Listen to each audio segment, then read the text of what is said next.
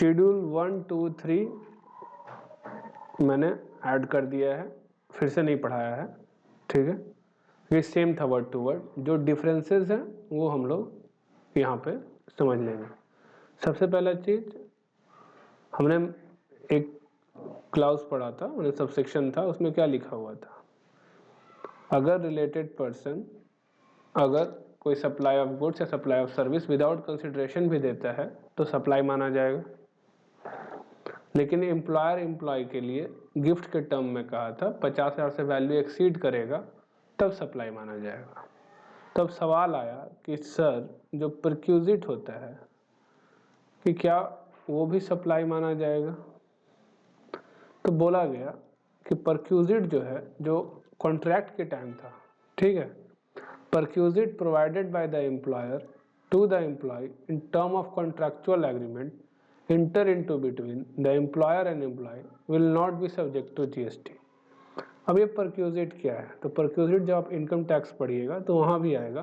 Perquisite होता है जैसे कि आपको घर दिया कंपनी रहने के लिए, फ्लैट, या कंपनी ने कार दिया, ठीक है, तो ये भी एक तरह से सप्लाई ऑफ सर्विस है। यहाँ क्या है? Supply of residential space.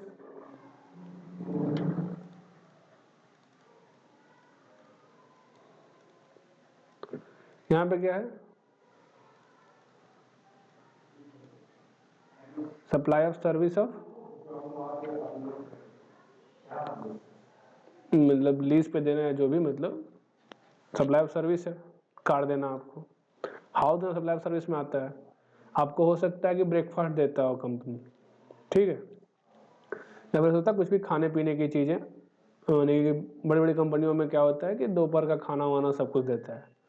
तो क्या उसका वैल्यू भी अगर 50,000 से एक्सीड कर रहा है तो क्या उसे भी सप्लाई माना जाए कंपनी के द्वारा एम्प्लॉय को?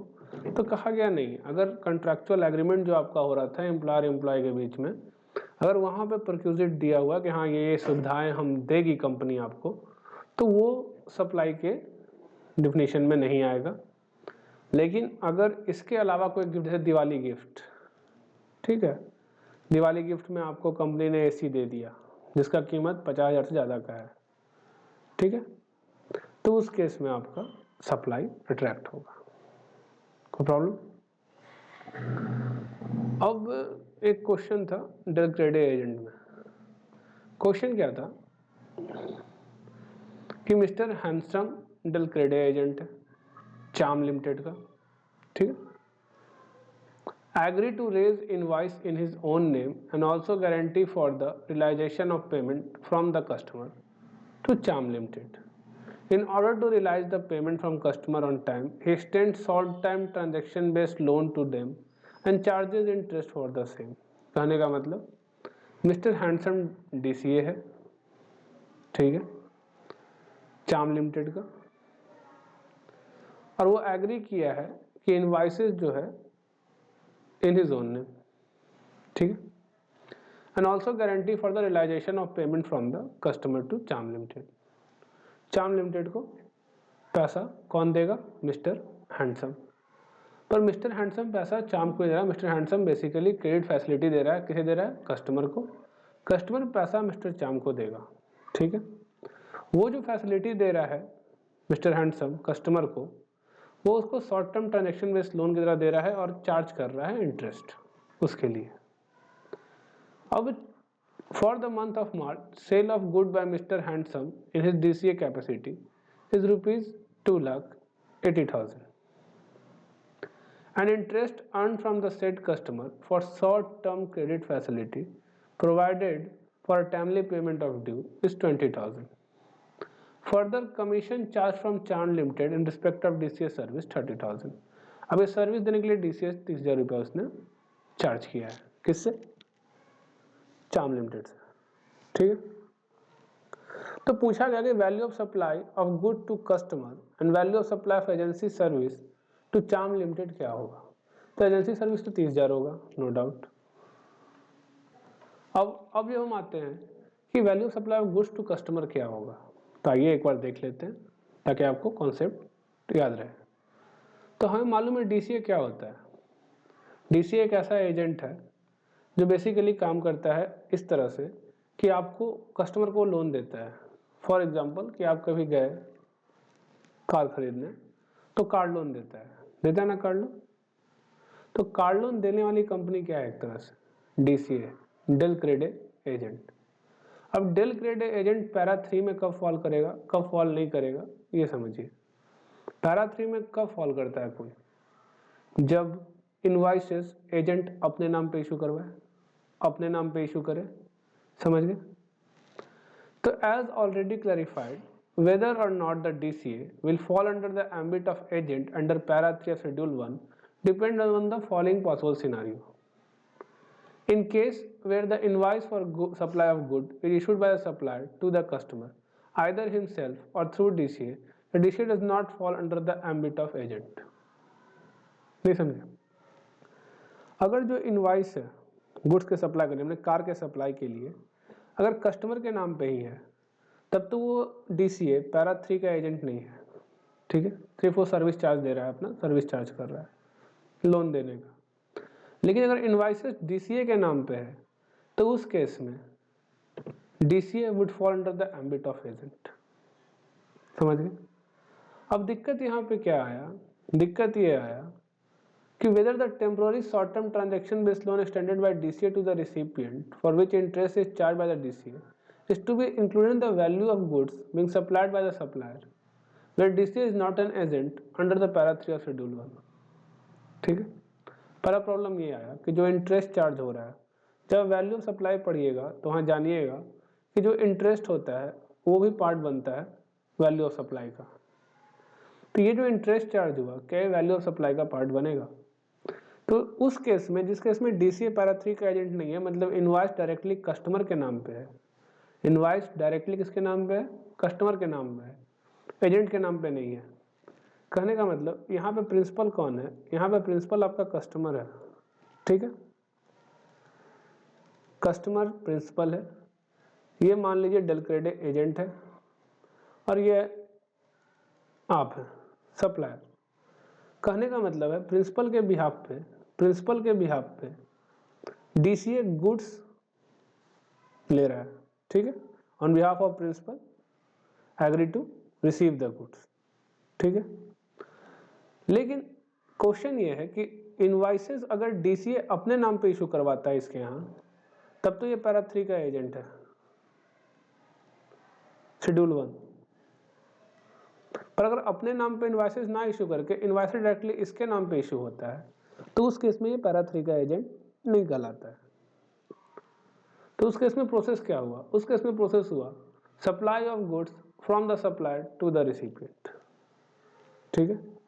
Supply of agency service from the DCA to the supplier और द रिसिपिएंट और बोथ। डीसीए सर्विस दिया, एजेंसी सर्विस दिया है अपना, डीसीए दोनों सर्विस दे रहा है, इसको भी दे रहा है, इसको भी दे रहा है, ठीक है। Supply of extension of loan service by DCA to the recipient, साथ ही साथ लोन का सर्विस दे रहा है, किसको, समझ गए, रिसिपिएंट को। और it is clarified that in case where DCA is not an agent, अगर डीसीए एजेंट नहीं है, पहले मतलब डीसीए अपने नाम पे इनवॉइस इशू नहीं करवा रहा, किसके नाम पे इनवॉइस है, कस्टमर के नाम पे।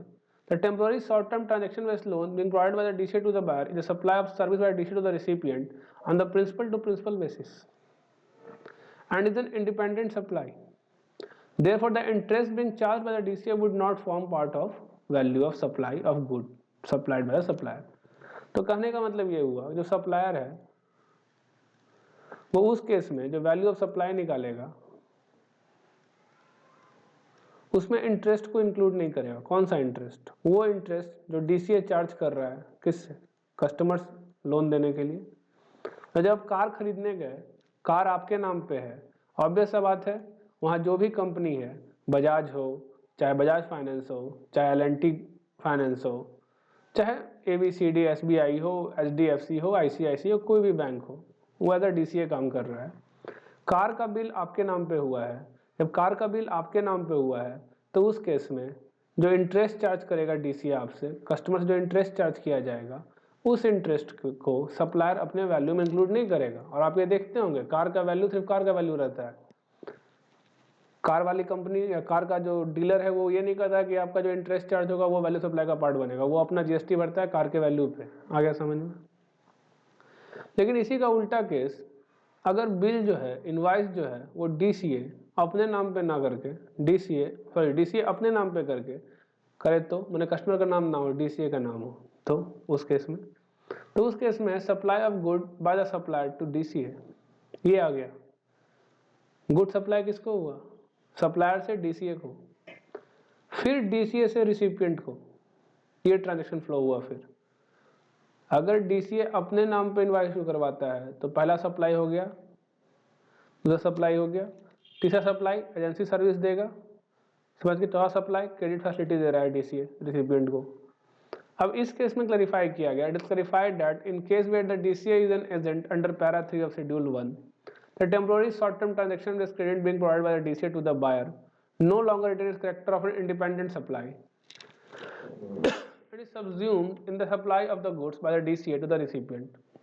It is emphasized that the activity of extension of credit by the DCA to the recipient would not be considered as separate supply, as it is in the context of supply of goods made by DCA to the recipient. It is further clarified that the value of interest charged for such credit would be required to be included in value of supply of goods by DCA to the recipient.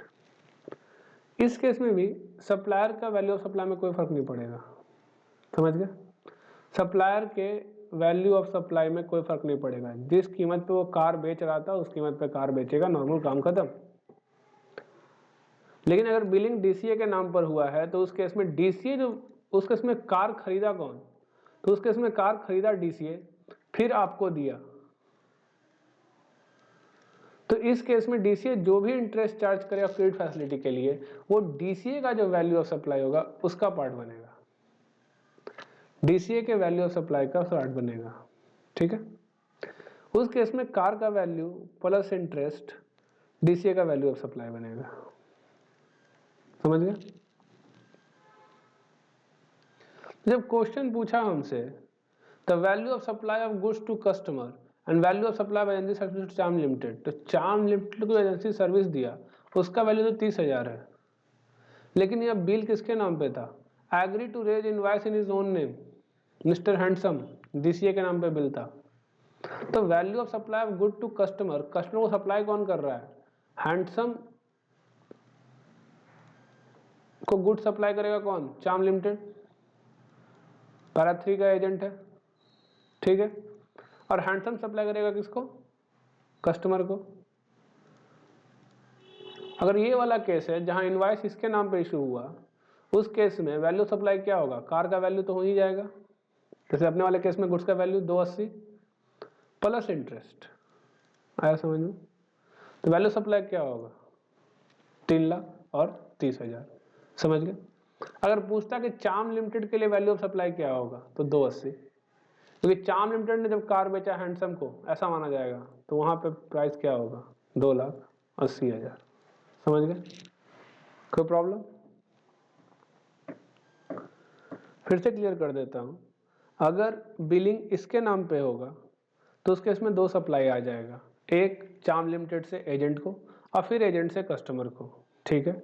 अगर invoice directly issue होता तो supply यहाँ से यहाँ गया था, और एक सप्लाई जो था लोन फैसिलिटी का वो इसको आया था, बाकी एजेंसी सर्विस का जो भी सप्लाई हो उसका चार्ज तो अलग हो गया, ठीक है? एजेंसी सर्विस जो दिया है एजेंट दोनों को, ठीक है? इससे भी चार्ज करता है एजेंसी सर्विस, पर इससे चार्ज नहीं करता है। एजेंसी सर्विस ज़्यादा चार्ज होता है किससे? डीलर से।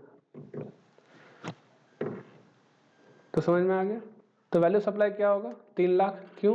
क्योंकि बिल जो है एजेंट के नाम पे हो रहा है। जब बिल एजेंट के नाम पे होगा तो जो इंटरेस्ट भी चार्ज किया जाएगा वो भी वैल्यू सप्लाई का पार्ट बनेगा। किसके लिए? किसके लिए? किसके जीएसटी भरने के लिए? मिस्टर हैंडसम के। अगर पूछता चार्म लिमिटेड के लिए वैल्यू सप्लाई क्या है, तो चार्म तो 280 का ही कार बेचा है ना, इंटरेस्ट उसको क्या मतलब है, ठीक है?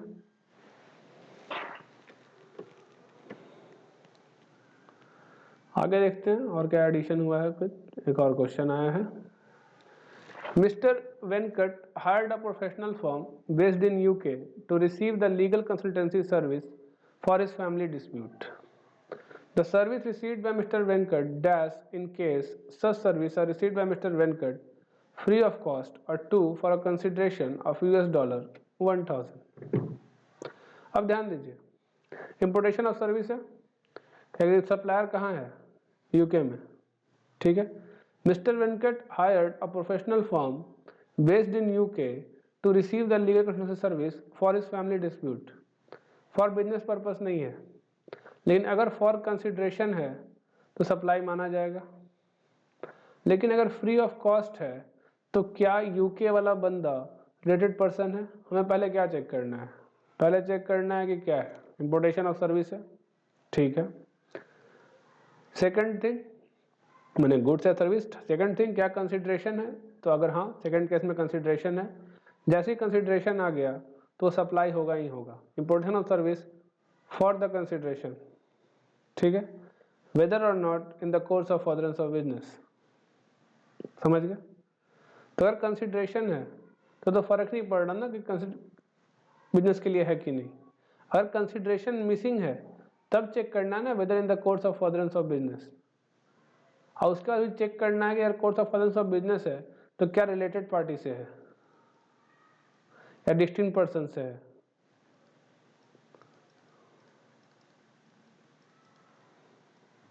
ठीक है, समझ गए? तो अगर फ्री ऑफ कॉस्ट का बात करें तो सबसे पहला चीज क्या चेक करेंगे, क्या गुड सर्विस है, हाँ तो इंपोर्टेशन ऑफ सर्विस है। क्या कंसिडरेशन है, नहीं कंसिडरेशन नहीं है। तो क्या इन the course of furtherance of business है, तो ये भी मिसिंग है, ठीक है। तो हम शेड्यूल 1 में जाएंगे नहीं, तो पहले वाले केस में do not amount to supply. Second वाले केस में चेक करेंगे क्या गुड्स और सर्विस है, इंपोर्टेशन सर्विस है, हाँ है। क्या फॉर द कंसिडरेशन है, हाँ फॉर द कंसिडरेशन है, तो काम ही खत्म। अगर फॉर द कंसिडरेशन है तो वेदर और not in the course of furtherance of business. समझ में कोई दिक्कत? तो पहले वाले में not amount to supply, second वाले में अमाउंट टू सप्लाई। आ गया समझ में? ये आपको शेड्यूल 1 कहता है importation of service without consideration, ठीक है, without consideration from the related party और the person located outside the taxable territory, ठीक है, related party and distinct person के केस में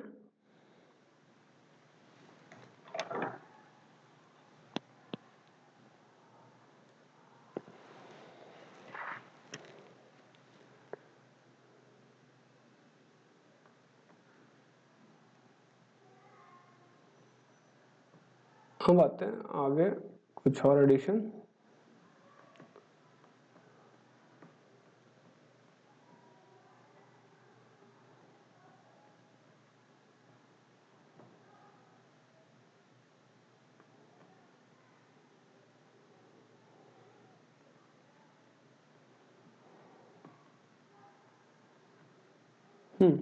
question, which of the following activity transaction qualifies supply of good? Dhruv Tara Electronic supply washing machine to its customer. Big Bang Steel Limited supply a machinery or a rent machinery on rent, ये तो service हो गया। जैसे renting of machinery आ गया service हो गया। Larsen technician retread the tyres given by Deendayal automobile on job work basis, ये भी सर्विस हो गया। रिट्रेडिंग ऑफ टायर्स, जो टायर फट जाता है ना उसको ठीक करके वापस देता है, ठीक है, जॉब वर्क बेसिस पे दिया है। Vigyan technology develop a customise software for a business school, ये भी सर्विस हो गया। सप्लाई ऑफ गुड्स कौन सा है, ये है सिर्फ वॉशिंग मशीन जो बेच रहा है कस्टमर को।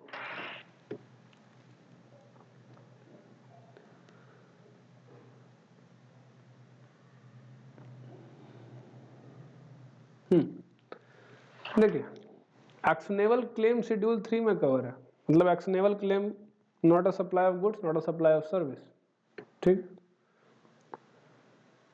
लेकिन जो स्पेसिफाइड एक्शनेबल क्लेम है वो इंक्लूड होगा। वो कौन सा स्पेसिफाइड है? तो गुड्स के डिफिनीशन में एक्शनेबल क्लेम था, लेकिन शेड्यूल 3 उसको बाहर कर दिया। समझ गए? However, this para schedule 3 specifically exclude actionable claim. other than specified actionable claim from the ambit definition of supply. Co-joint reading of said provision implies that only specified actionable claim are treated as supply. All other actionable claim are outside the ambit of definition of supply. ठीक है, तो जो यहाँ actionable claim दिया गया है सिर्फ सिर्फ उन्हीं एक्शनेबल क्लेम को सप्लाई के अंदर कवर किया जाएगा। और उसमें क्या है, betting, casino, gambling, horse racing, lottery, online gaming. Actionable claim क्या होता है, डेट जिस पे आपका क्लेम हो। जैसे आप बेटिंग जीत गए तो आपका क्या बन गया, डेट हो गया उसके पास जिस पे आपका क्लेम है। जैसे आप कसिनो में जीत गए, कसिनो के पास क्या हो गया, आपका डेट जिस पे आपका क्लेम है। गैमलिंग आप जीत गए, डेट किसके पास, जो हारा उसके पास, उसको देना है, आपका डेटर है वो, समझ गए। Horse racing, lottery, online money game. तो इन एक्शनेबल क्लेम को छोड़ के और किसी एक्शनेबल क्लेम को कवर नहीं किया गया है। मतलब जो मैंने आपको डेटर बताया था, डेटर नॉट कवर्ड। ठीक है, डेटर का जो सेल है तो उसको फैक्टरिंग कहा जाता है, फैक्टरिंग। तो डेटर को भी लोग बेच देता है एजेंसी सबको। आगे पढ़िएगा, पार्ट आएगा कभी भविष्य में। तो अभी के लिए समझिए, एक्शनेबल क्लेम में बेटिंग, क्लेम ऑन डेट, आप जीत गए तो आपका डेट पे क्लेम है कि अब मुझे चाहिए पैसा। जो हारा उसके पास आपका डेट है बेसिकली। तो जैसे casino, gambling, horse racing, lottery और ऑनलाइन गेमिंग। अब ऑनलाइन गेमिंग जानती है, वर्चुअल ऑनलाइन गेमिंग इन विच प्लेयर पे और डिपॉजिट मनी और money both including virtual digital asset in the expectation of winning money और मनी बोथ इंक्लूडिंग ड्रीम 11। इतना क्या पढ़ना, डिफिनेशन क्यों पढ़ना, कॉन्सेप्ट क्लियर रखिए। ड्रीम 11, ठीक है।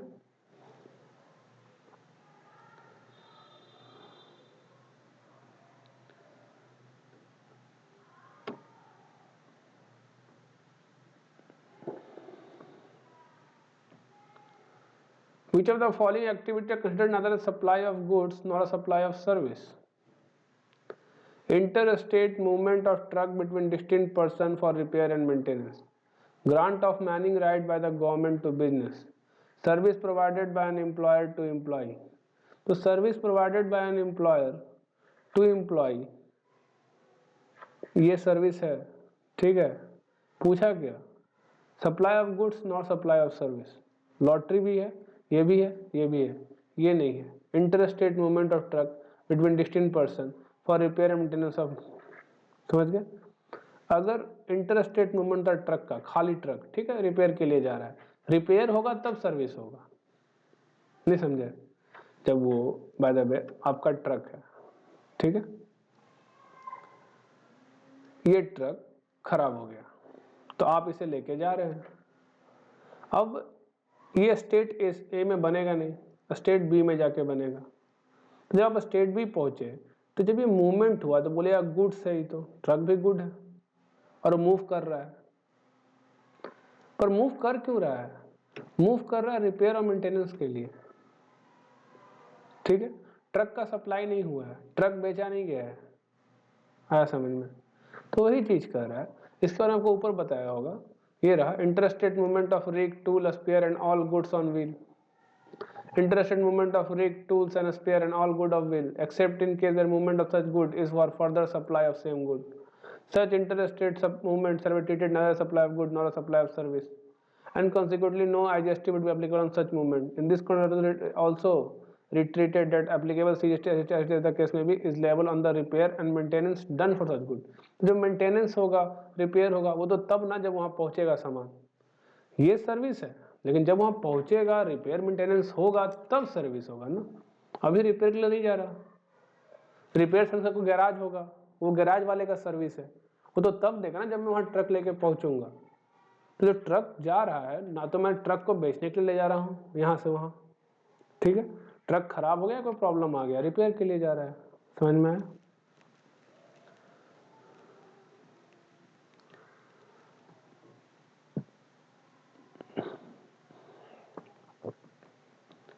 मोरलेस हो गया आपका, यही कुछ टॉपिक था जो बीच में था। एक ये आया, supply of food and beverage at cinema hall taxable as restaurant service. कहा गया जब आप जाते होंगे सिनेमा हॉल में तो आप बस देखते होंगे दुकानें लगी हुई हैं, वहाँ पे कहीं आइसक्रीम मिल रहा है, कहीं पॉपकॉर्न मिल रहा है, बहुत सारी चीज़ें मिलते रहती। तो उसको क्या माना जाए, मैंने किस में टैक्सेबिलिटी किया जाए, तो कहा गया रेस्टोरेंट सर्विस माना जाएगा। ठीक है। Eating joint is a wide term which include refreshment और ईटिंग स्टॉल, किसॉप, काउंटर और restaurant at a cinema also. The cinema operator may run this refreshment, eating stall, kiosk, counter, restaurant themselves.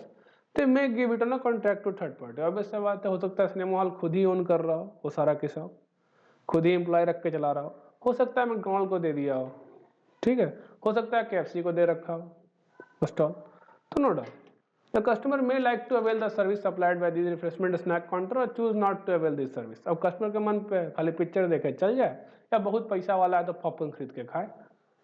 अब हम तो गरीब आदमी सिनेमा हॉल नहीं जाते, ठीक है, हम तो शुद्ध गरीब आदमी सिनेमा हॉल नहीं जाते, लेकिन अगर कोई अमीर आदमी है थोड़ा तो सिनेमा हॉल बस जाता है, और कोई बहुत अमीर है सिनेमा हॉल भी जाता है, पॉपकॉर्न भी खाता है। ठीक है, तो पॉपकॉर्न खाने वालों के लिए है, अगर वो पॉपकॉर्न खाते हैं तो किस में कवर होगा। तो further the cinema operator can also install vending machine और supply any other recreational service such as coin operated machine etc which a customer may or may not avail. It is hereby qualified that supply of food or beverage in cinema hall is taxable as restaurant service.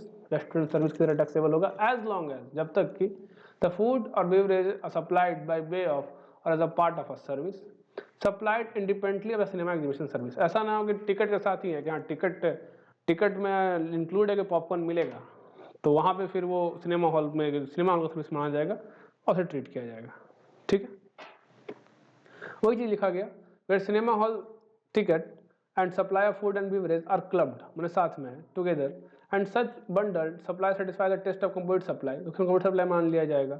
उस case में principal supply क्या है, the service of exhibition of cinema, ये है principal supply, ना कि restaurant service. अब service of exhibition cinema पे हाई रेट ऑफ जीएसटी है, तो अब उससे बात उस पर हार्ड जीएसटी लगेगा, किस पर, उस खाना पे भी। अगर रेस्टोरेंट सर्विस में कवर हुआ तो कितना लगता, 5%, ऐसे क्या लग जाएगा 18%। समझ में आ गया क्या प्रॉब्लम हुआ। कंप्लीट सप्लाई में आ जाएगा, प्रिंसिपल सप्लाई कौन सा है, service of exhibition of cinema, इस पे रेट क्या है 18%। समझ गए, ऐसे क्या हो जाएगा 5% रेस्टोरेंट सर्विस के अंदर, कोई दिक्कत।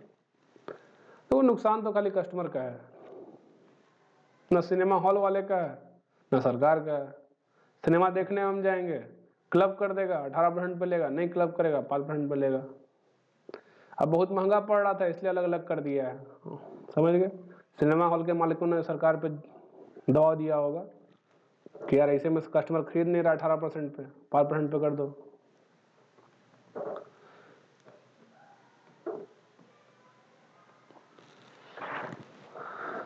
Jaskaran supply gift package at ₹30 each to its customer. Each package consists of 2 chocolate, 2 fruit juice.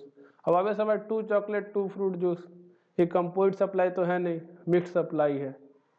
And a packet of toy balloon, तो मिक्स सप्लाई है। Rate of GST applicable on chocolate, fruit juice, bottle, toy balloon 18, 12, 5। Highest rate कौन सा 18%, वो लग जाएगा। 18% of the price charge for the gift package. ठीक है, लेकिन एक और चीज है, अगर तीनों को अलग अलग बिल में शो किया जाए तो अलग अलग रेट एप्लीकेबल हो सकता है। 18, 12%, 5% separately on value of chocolate, fruit juice, food and toy balloon respectively, वैसे भी लगाया जा सकता है। अगर हम एक बिल में सेपरेटली शो कर रहे हों तो सेपरेटली चार्ज कर सकते हैं, समझ गए। लेकिन एज अ बंडल अगर ही दे रहे हैं कि हाँ ये रहा पैकेज, तो उस केस में 18%।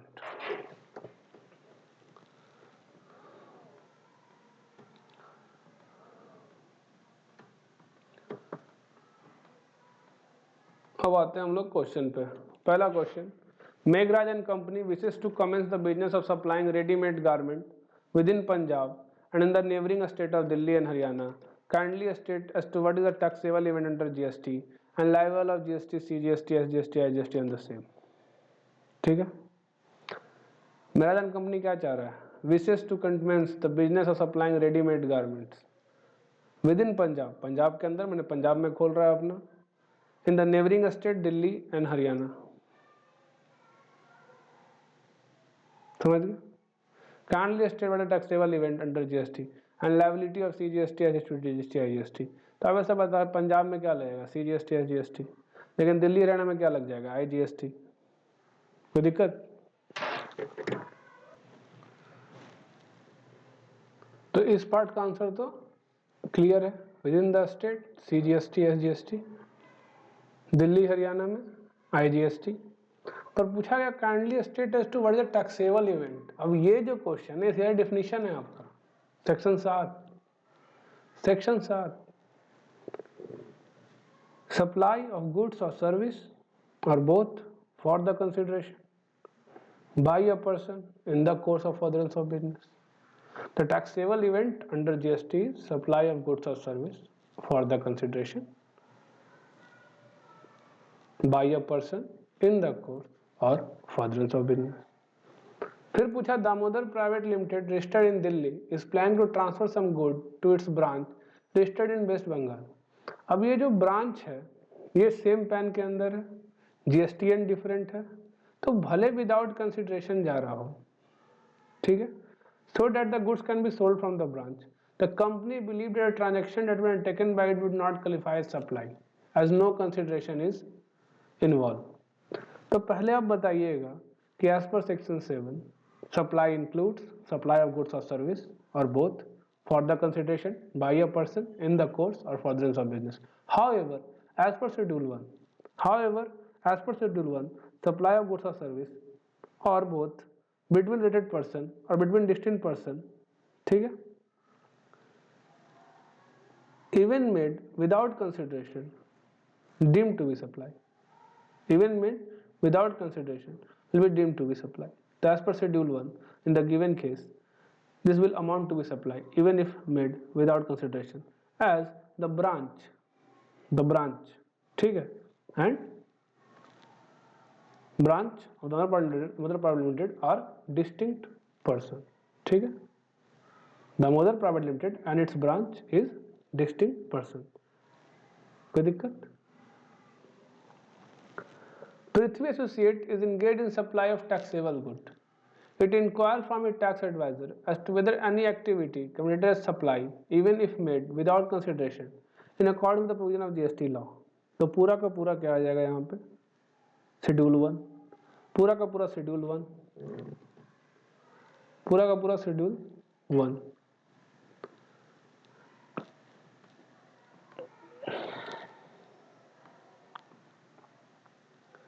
Composite supply is treated as supply of that particular goods or service which attract the higher interest of tax। एकदम गलत। Composite supply is treated as supply of that particular goods or service is the principal supply, which is the principal supply। समझ गए? For the purpose of considering the tax liability, the statement गलत है, आपको सही बताना है। समझ गए? Transfer of title and or possession is necessary for a transaction to constitute supply of goods। बताइए। तो आप जब शेड्यूल 2 पढ़ रहे होंगे तो वहां पढ़े होंगे supply of service, supply of goods. अगर टाइटल ट्रांसफर नहीं होता है, मतलब ऑनरशिप ट्रांसफर अगर नहीं हो रहा है, तो आप बेसिकली क्या दे रहे हैं, सर्विस। तो आप इसमें आंसर कहाँ दीजिएगा, शेड्यूल 2 के हिसाब से, शेड्यूल 2 के हिसाब से। Examine whether the following activity would amount to supply under section 7 related to schedule 1। Sulekha manufacturers have a factory in Delhi and a depot in Mumbai. Both these establishments are registered in respective state. Finished goods are sent from factory in Delhi to Mumbai and depot without consideration। Supply होगा schedule 1 के हिसाब से, ठीक। Raman is an architect in Chennai. His brother who settled in London is a well-known lawyer। अब समझिए, रमन एक architect है, चेन्नई में है, ब्रदर उसका लंदन में है। अब ये ब्रदर रिलेटेड पर्सन है, ठीक है। Raman has taken legal advice from his free of cost with regard to his family dispute. सबसे पहला चीज क्या इंपोर्टेशन ऑफ सर्विस है, हाँ है। क्या कंसिडरेशन है, कंसिडरेशन नहीं है, ठीक है। कंसिडरेशन नहीं है, इसका मतलब ये कवर अब सेक्शन 7 वाले में नहीं होगा, 7B जो कहा था इंपोर्टेशन ऑफ 7 बी या सी जो भी था। Importation of service for the consideration whether और not in the course of furtherance of business में तो नहीं आएगा। अब आएंगे क्या रिलेटेड पार्टी है, क्या रिलेटेड पार्टी है बताइए, क्या रिलेटेड पार्टी है। तो रिलेटेड पर्सन का डिफिनीशन आपको जानना होगा। रिलेटेड पर्सन का डिफिनीशन जब देखिएगा, ऊपर में ही है, रिलेटेड पर्सन का डिफिनीशन देखिएगा, जाके ऊपर देख लीजिएगा, तो उसमें आप पाइएगा कि रिलेटेड पर्सन में लिखा हुआ है if they are member of a same family. आइए देख ही लेते हैं, रिलेटेड पर्सन का डिफिनीशन आपको दिखाई दिया जाए।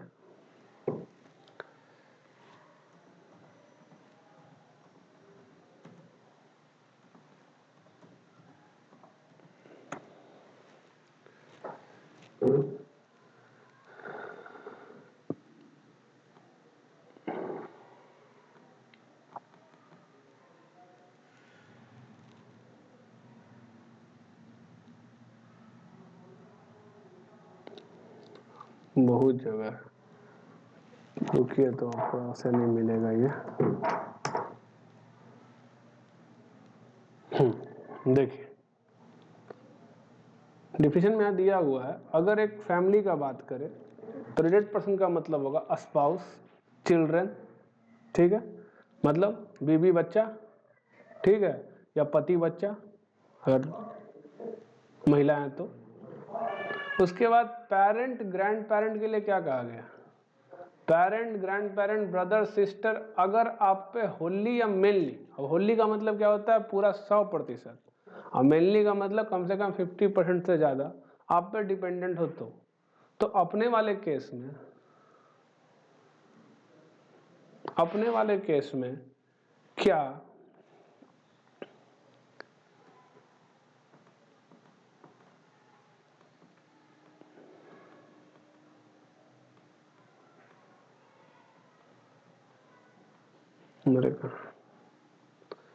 क्या अपने वाले केस में जो रमन है आर्किटेक्टर है, क्या इस पे डिपेंडेंट है उसका भाई, तो नहीं, वो वेल नोन लॉयर है। जब होली और मेनली डिपेंडेंट नहीं है रमन पे, इसका मतलब वो रिलेटेड पार्टी नहीं है। अगर रिलेटेड पार्टी नहीं है जीएसटी के हिसाब से, तो शेड्यूल 1 में जो विदाउट कंसिडरेशन का इम्पोर्टेशन ऑफ सर्विस था वो होगा नहीं, तो ये सप्लाई होगा नहीं, समझ गए। लेकिन अगर रमन यही चीज बिजनेस के लिए लेता तो आपका आंसर क्या होता, तो फिर भी हम वही कहते, क्या क्या कंसिडरेशन है, कंसिडरेशन है, कंसिडरेशन नहीं है। जब कंसिडरेशन मिसिंग है तो फिर वही कंडीशन है, क्या कंडीशन है, क्या रमन जो सर्विस दिया वो रिलेटेड पार्टी है, तो रमन रिलेटेड पार्टी अभी भी नहीं है, तो फिर कैसे होगा, समझ गए,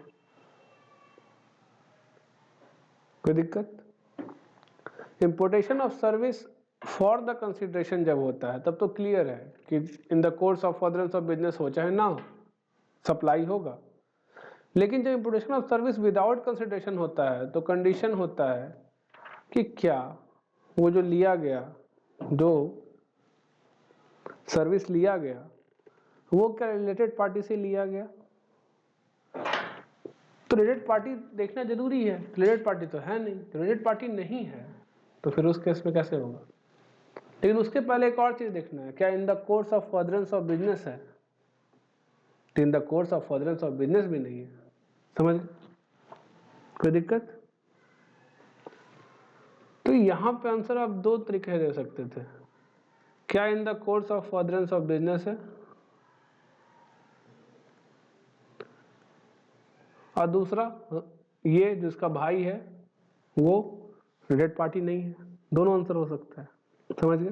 पर इस वाले केस में इसका ये जो भाई है ये रिलेटेड पार्टी नहीं है, यही एक आंसर होगा, ठीक है। तो यहाँ पे दो आंसर होगा, यहाँ पे एक सिंगल आंसर होगा। Renting of immovable property obvious सा बात है, सप्लाई ऑफ सर्विस है, कोई दिक्कत। Good forming part of business asset are transfer disposal by under direction of person carrying on the business so as no longer to form part of this asset. जब asset transfer हो गया मैं title transfer हो गया या disposal भी हो गया, तो उस केस में क्या होगा, सप्लाई ऑफ गुड्स माना जाएगा, ऑब्वियस सा बात है। Transfer of right in goods without transfer, title transfer नहीं हुआ तो क्या होगा, सप्लाई ऑफ सर्विस होगा। Transfer of title in goods under an agreement which stipulate the property shall pass at a future date, future date भविष्य में पास होगा, जब पूरा कंसिडरेशन पे कर देंगे तो क्या होगा, सप्लाई ऑफ गुड्स, ऑब्वियस सा बात है, सप्लाई ऑफ गुड्स। जब गुड्स ट्रांसफर होगा ठीक है, पर कब होगा, बाद में होगा, कोई प्रॉब्लम नहीं, सप्लाई ऑफ गुड्स है वो, सर्विस थोड़ा है। ट्रांसफर होगा ना, गुड्स ट्रांसफर होगा तो काम खत्म। यहाँ पे बोला टेम्पोररी ट्रांसफर और permitting user enjoyment of an intellectual property right, temporary transfer है, जब भी temporary transfer supply of service होगा। किसी दूसरे के सामान पे कोई काम करेगा तो क्या होगा, job work, supply of service. Transfer of title of good, supply of good, no doubt. The good supplied on hire purchase basis will be treated supply of service, बताइए। अगर गुड हायर परचेज बेसिस पे दिया गया है तो supply of goods माना जाएगा, service थोड़े माना जाएगा। एट लास्ट गुड का टाइटल अगर ट्रांसफर हो रहा है तो सप्लाई ऑफ सर्विस माना जाएगा, समझ गए, सॉरी सप्लाई ऑफ गुड्स माना जाएगा, मैं भी क्या बोल रहा हूँ। अगर टाइटल ट्रांसफर हो रहा है तो हायर परचेज एग्रीमेंट में क्या होता है, टाइटल ट्रांसफर होता है, बाद में होगा, तो सप्लाई ऑफ सर्विस थोड़े मानेंगे, सप्लाई ऑफ गुड्स मानेंगे, समझ गए। ये बड़ा काय हो जा रहा है यार।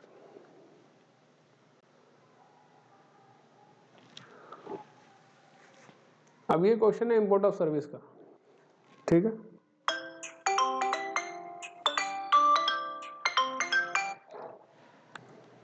अब ये क्वेश्चन है इंपोर्टेशन ऑफ सर्विस का, ठीक है। पूछा गया कि अगर Miss Shrinti Kaushik received interior decoration service for her residence, तो पहला चीज क्या है, इंपोर्टेशन ऑफ सर्विस है, क्या फॉर कंसिडरेशन है, चेक करना है। The amount paid for set service is 5000, yes for consideration है। अगर फॉर कंसिडरेशन है तो in the course of furtherance of business हो चाहे नहीं, it would amount to supply. Miss Trinity Kaushik received interior decoration service for her residence located at Bandra, Mumbai, from her brother, Mr. Varun, residing in Sydney, wholly dependent on Miss Shruti. अगर ये dependent है तो related party है।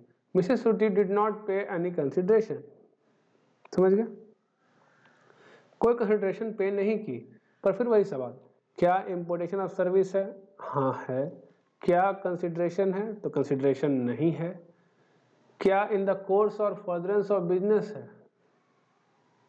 तो in the course of furtherance of business नहीं है। इन the course of furtherance of business का condition जब मेट हो जाएगा तब देखना है क्या रिलेटेड पार्टी है कि नहीं है, समझ गए। तो in the course of furtherance of business नहीं है, अपने हाउस रेसिडेंस हाउस के लिए ली है, तो ऑब्वियस बात है ये सप्लाई नहीं होगा। बोला क्या आंसर आपका चेंज हो जाएगा, अगर Miss Shrinti has taken interior decoration service her business premises, तो अब आएगा सवाल क्या रिलेटेड पार्टी है, तो हाँ उस पर उसका भाई पूरी तरह डिपेंडेंट है, तो रिलेटेड पार्टी है, और रिलेटेड पार्टी है तो उस केस में सप्लाई ऑफ सर्विस मान लिया जाएगा। बार बार बड़ा क्यों हो जा रहा है।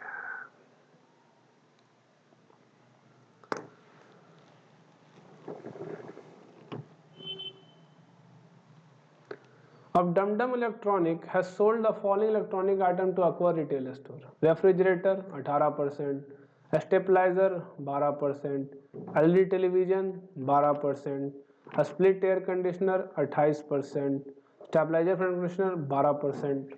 अब पूछा गया, क्या पूछा, Dumdum electronic single invoice issue किया है indicating price of each of above item separately.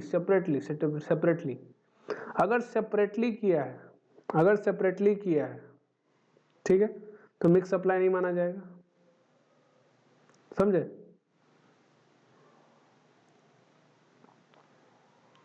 और नेचुरली बंडल्ड भी नहीं है तो कंपोजिट सप्लाई भी नहीं माना जाएगा। अगर एक ही इनवॉइस में अलग अलग प्राइस इंडिकेट करते हैं तो सेपरेट सप्लाई ही माना जाता है, समझ गए। तो अपने अपने रेट से टैक्सेबल होगा, कोई दिक्कत।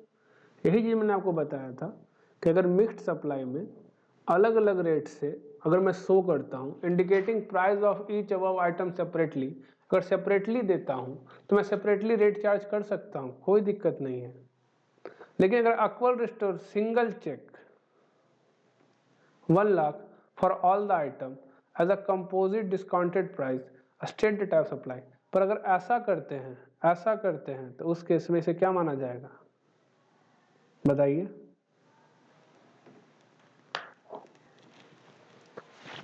बोलिए, तो ध्यान दीजिए, जब तक आपने इंडिकेट किया है सेपरेट सेपरेट प्राइस कोई फर्क नहीं पड़ रहा। आप भले सिंगल चेक से ले रहे हो पेमेंट, भैया 1 लाख दे दीजिए, 1,10,000 हुआ, 1 लाख दे दीजिए, वो ना तो कंपोजिट माना जाएगा ना तो मिक्स्ड माना जाएगा। जब तक आप सिंगल प्राइस नहीं चार्ज करते कि आप कहते हैं ये टीवी फ्रिज ये कैलकुलेटर 1 लाख रुपया, जब ये केस है तब तो हम बोल सकते हैं मिक्स्ड सप्लाई है। या फिर टीवी का स्टेबलाइजर दोनों का लेके सर हो गया आपका 12,000 रुपये, मतलब कि 50,000 रुपये, तब हम कह सकते हैं कंपोजिट सप्लाई है।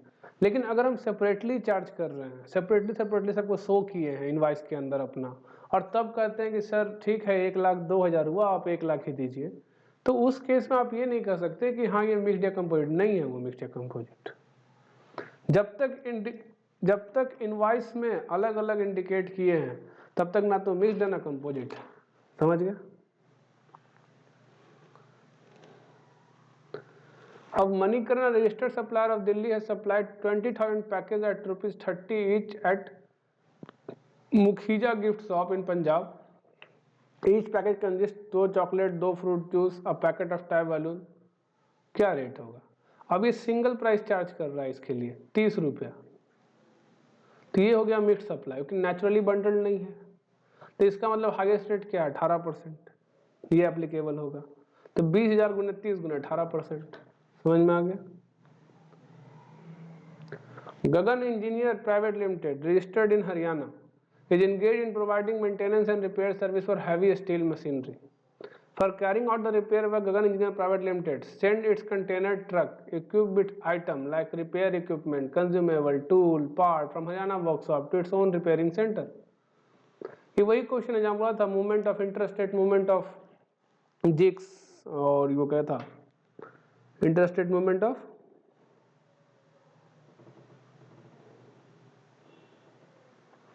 ट्रक्स, मतलब जिग्स ट्रक्स जो भी था ऑन द व्हील जो लिखा हुआ था, ये उसी का पॉइंट है, उसी एक्सेप्शन का पॉइंट है।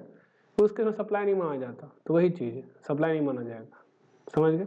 तो वहाँ से आंसर दे देने का।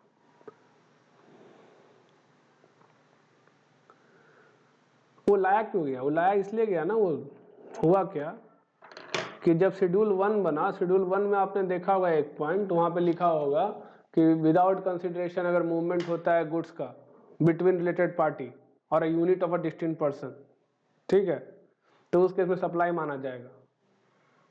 उसके लिए ये चीज़ ऐड किया गया कि नहीं, अगर कोई ट्रक व्रक है या कुछ भी गाड़ी वाड़ी है, अगर यहाँ से वहाँ मूव कर रहा है सिर्फ इसलिए कि वहाँ जाए और रिपेयर हो या जो भी हो, सिर्फ यूँ ही मूवमेंट हुआ है, उस गुड्स के सप्लाई के लिए मूवमेंट नहीं हुआ है, ठीक है, उसका सिर्फ ट्रक पर सामान ढो के ले जा रहे हो, तो सामान का मूवमेंट हो रहा है ना, ट्रक भी तो मूव कर रहा साथ में, ट्रक भी तो गुड्स है, तो बोलोगे ट्रक पे सप्लाई मान लेंगे? नहीं समझे, ट्रक भी तो मूव कर रहा है साथ में, ट्रक गुड्स है और ट्रक के अंदर भी गुड्स है, तो क्या बोलोगे कि ट्रक भी सप्लाई मान लिया जाएगा। यहाँ से मेरे फैक्ट्री से निकल के ट्रक गया मेरे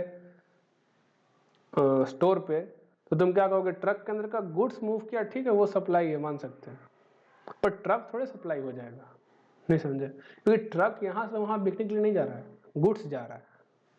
तो उसी पॉइंट पे वो लाया गया था क्लास कि ट्रक का मूवमेंट का गुड्स मान कर सप्लाई ना मान लिया जाए। Sarvana and Son wishes to start supplying alcoholic liquor for human consumption state of Tamil Nadu. Therefore, it apply for license to the Tamil Nadu government for selling liquor for which the state government has charged specified fee from it.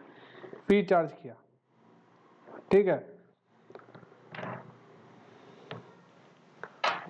समझ गए। अब वो जो fee charge किया, क्या उस पर, वो फी पर, ठीक है, क्या वो फी पर जीएसटी लगेगा?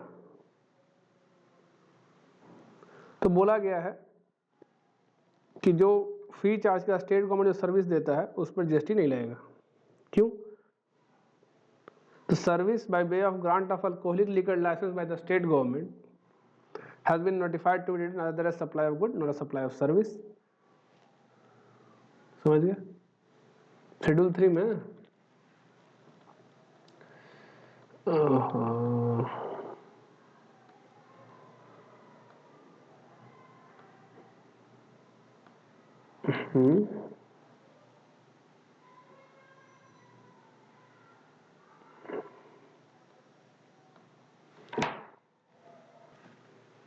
लो यहाँ पे रहा non supply notified by notification, notification के थ्रू नोटिफाई किया गया था. Service by way of grant of alcoholic liquor licence by the state government at neither supply of good not supply of service. समझ गए? शेड्यूल 3 में initially covered नहीं था, notification के थ्रू इसको डाला गया. तो ये हो गया तुम्हारा क्वेश्चन. अब आते हैं अपने लास्ट पार्ट. हाँ, ये वाला सॉल्व करने का कोशिश करते हैं, तो बड़ा भी है.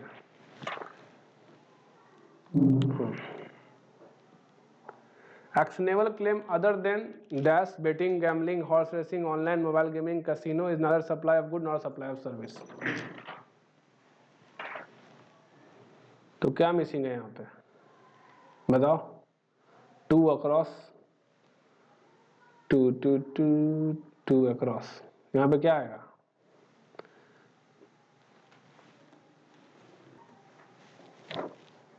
बताओ, सोचो क्या होगा? क्या मिसिंग है? बेटिंग आ गया, गैम्बलिंग आ गया, हॉर्स रेसिंग आ गया, ऑनलाइन मनी गेम, कैसीनो आ गया. मिसिंग क्या है? लॉटरी. तो यहाँ क्या होगा?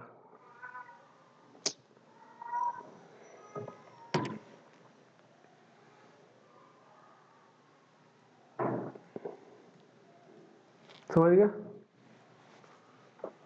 अब नॉन टैक्सेबल टेरिटरी में territory which is dash the taxable territory. 6 में क्या बोला? 6 अक्रॉस. तो देखो क्या होगा 6.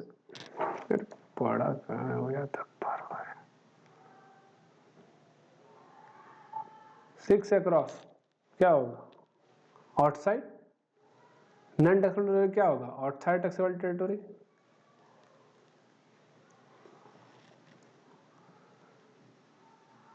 Dash transfer permitting user enjoyment of an intellectual property right is supply of service. Temporary transfer. Temporary transfer. तो तेरा क्या होगा? Temporary.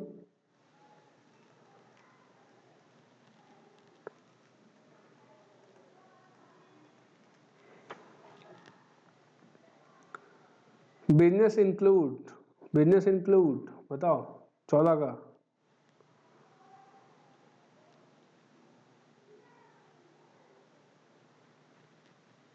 वोकेशन 14 का देखो क्या है? वोकेशन नहीं होना चाहिए मेरे ख्याल से.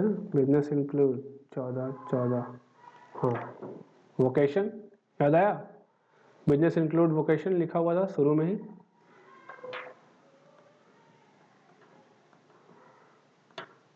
Person shall be deemed to be dash if they are legally recognized partner.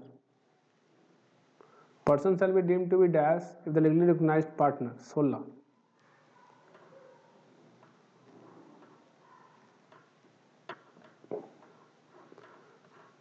में क्या आना चाहिए? A person is legally recognized to be partner.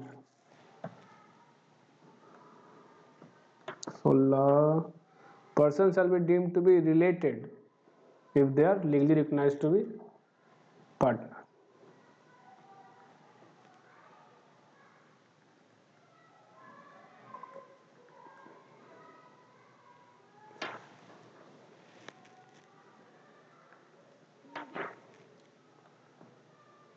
Service mean anything other than goods, money and security. 17 देखो 17 कहाँ पे है? रुको एक सेकंड यार, बार बार ऐसे ही हो जा रहा है।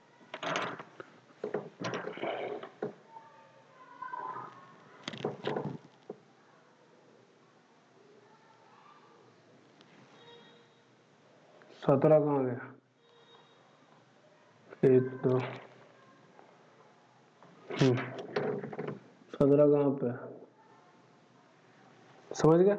मनी MO NE, यहाँ बॉक्स लगता है मिसिंग होगा Y, ठीक है। मनी एंड सिक्योरिटी,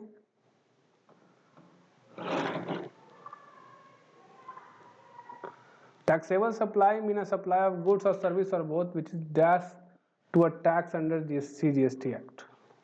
क्या होगा? Taxable supply mean a supply of goods or service or both which is dash to tax under CGST Act। देखो 18 का कितना वर्ड है? 18 बताओ क्या होगा?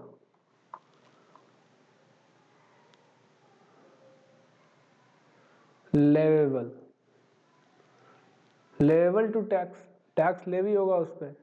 Taxable supply mean supply of goods और सर्विस और both which is leviable to tax. समझ गए? जिस पे टैक्स लेवी होगा तो leviable to tax.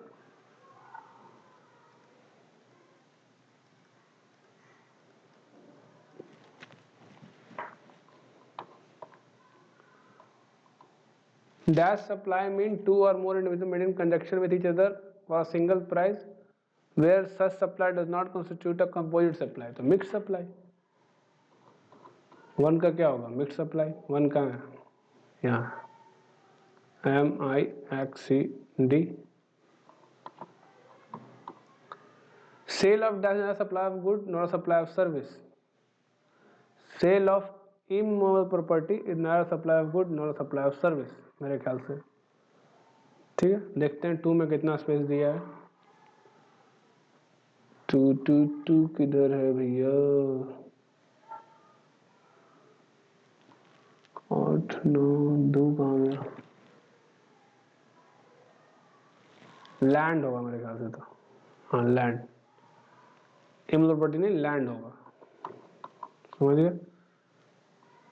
Any lease dash easement license to occupy land is supply of service। Any lease rentals है। 3 का देखो कितना स्पेस है? 3 कहाँ पे है?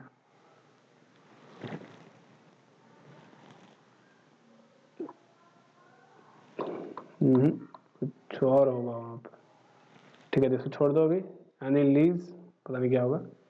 Any transfer of dash in good is supply of good। Title 4 का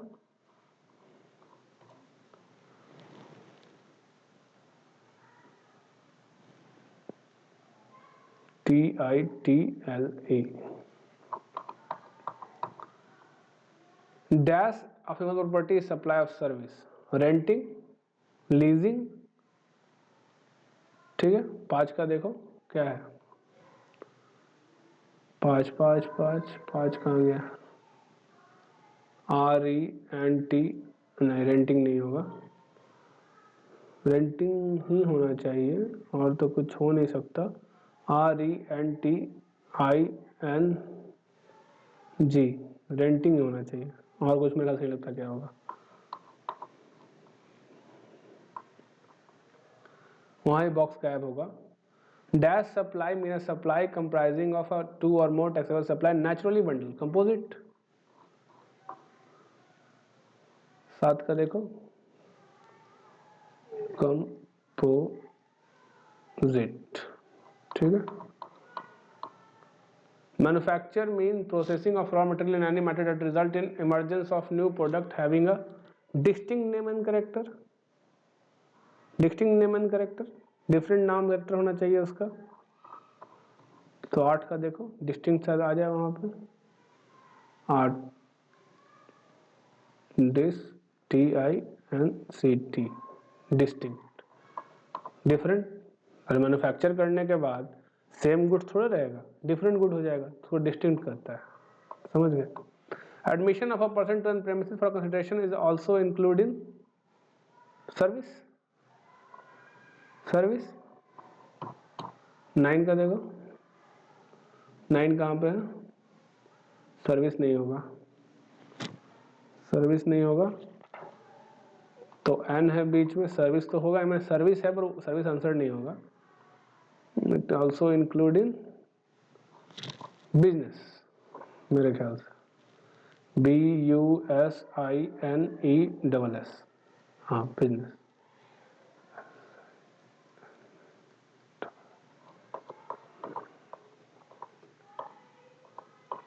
Taxable territory to which the dash of the CGST Act apply. Taxable territory to which the dash of CGST 10 10 10 10 10 RV provision PROVISION provision ही होना चाहिए, provision of CGST act apply, अवश्य बात है, तो provision ही होना चाहिए, पता नहीं कहा से कहा है। Taxable territory in which the provisions of the CGST act apply, अच्छा प्रोविजंस, प्रोविजंस ऐसा लगा दो, अब क्या कर सकते हैं, वहां को समझ में नहीं आ रहा। Supply should be made in the course 11 का,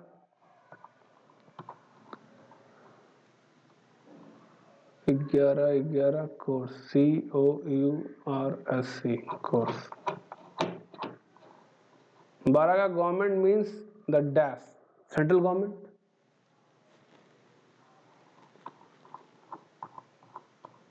बारह सेंट्रल,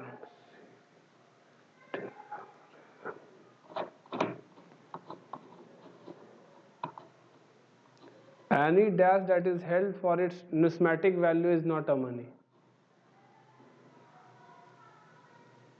15 का क्या होना चाहिए, गुड्स, 15 कहाँ पे है, एनी करेंसी,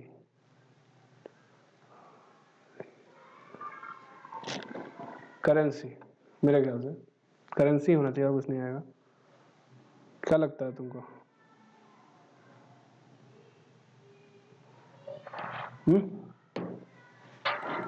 करेंसी ही होगा।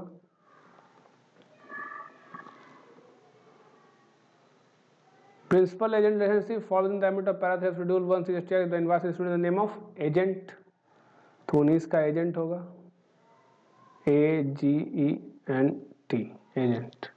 बचा क्या अपना, एक ये बच गया ना, क्या था 3 number, any lease dash easement, अच्छा एक काम करते हैं सर्च कर लेते हैं, ईजमेंट जहां पे होगा वहीं पे होगा, EASCMENT, ईजमेंट, एक तो यहाँ है, एक तो पता है यहाँ पे है, easement, any lease tenancy, any lease tenancy, ठीक है, यही मिसिंग था।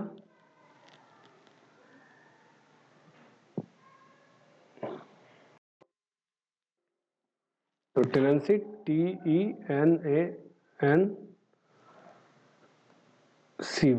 टेनेंसी, ठीक है। आंसर तुमको मिल जाएगा, मिला देना, मेरे ख्याल से सही होगा मोर और लेस, कुछ गलत होगा तो गलत हो सकता है, बाकी बॉक्स तो सब फिल हो गया, आंसर यहाँ मिल जाएगा। मैं भी तुम ही लोग के साथ सॉल्व करता हूँ, पहले से सॉल्व नहीं करके रखा रहता है, थोड़ा मेरा भी नॉलेज बढ़ता है इस कारण, समझे, तो तुम ही लोग के साथ सॉल्व करता हूँ, बाकी हो सकता है कुछ आंसर गलत हो तो मिला लेना, आंसर सारा सही है या गलत है, इसका आंसर तो सही ही दिया है मैंने, उसका टेंशन मत लो, क्वेश्चन का जो आंसर बताया है वो सही है, तो क्वेश्चन का आंसर तुम्हें अपने हिसाब से लिखना है, ठीक है, बुक को कॉपी नहीं करना, लैंग्वेज कॉपी नहीं करना, कुछ चीज़ें जो तुम्हें कॉपी करनी है वो है शेड्यूल 1 तुम्हें याद होना चाहिए, ठीक है, मोर और लेस वर्डिंग उसका, ताकि तुम लिख सको, ठीक है। सेक्शन 7 थोड़ा बहुत वर्ड टू वर्ड याद होना चाहिए, ठीक है, सेल वाटर एक्सचेंज हम गायब कर देंगे, लेकिन supply include supply of goods और service for the consideration by a person in the course of of business, ये लिखना पड़ेगा। या फिर जैसे हो गया तुम्हारा एग्जाम्पल के तौर पे देख लो जैसे इम्प्रेशन ऑफ सर्विस, तो एज पर सेक्शन 7 क्लॉज जो भी हो बी या सी जो भी देख लेना, impression service for the consideration whether or not in the course of furtherance of business, ठीक है, सप्लाई इंक्लूड्स। शेड्यूल 1 में तुम्हें याद रखना पड़ेगा मोर और लेस सेक्शन सारा, जैसे बार बार लिखोगे ना तो ऐसे भी याद हो जाता है, ठीक है, जीएसटी में ज़्यादा दिक्कत नहीं होता याद करने में, याद हो जाता है, तो याद कर लेना।